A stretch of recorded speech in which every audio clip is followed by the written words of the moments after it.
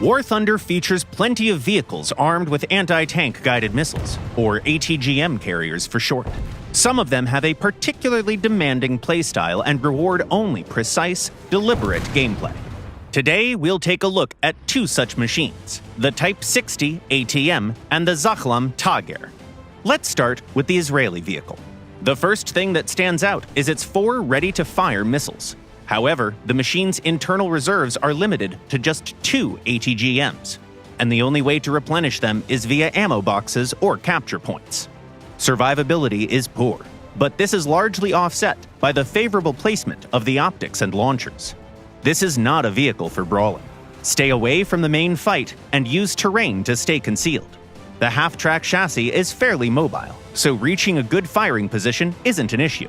The sight layout allows you to hide almost the entire vehicle, exposing only the gunner's optics and a small portion of the missiles. With its generous launcher depression, the Zachlam can turn almost any ridge into solid cover. Your priority targets are heavily armored vehicles that are difficult to deal with using conventional shells. These opponents are usually slow, which works in your favor. Once a missile is launched, guidance is fully manual using the keyboard. It may sound intimidating, but it's easy to get used to. The key is to keep the target centered in the sight at launch, so the missile stabilizes on the correct trajectory immediately. Then guide it smoothly without sharp inputs. A small ammo supply means every shot must count. Aim for ammunition racks whenever possible. If that's not an option, target critical modules. If the enemy is dangerous, knock out the gunner or the gun first. If they can escape, immobilize them instead. Don't linger in one spot. The missile's smoke trail gives away your position instantly. Relocate after every 2 or 3 launches, and once you settle into a new spot, deploy ammo boxes right away so they start replenishing your load. And don't forget active scouting. If you can't finish a target yourself, help your teammates do it. The Japanese Type 60 ATM demands even more caution. Its total ammo load is the same as the Zachlam's, but only 2 missiles are ready to fire at any given time.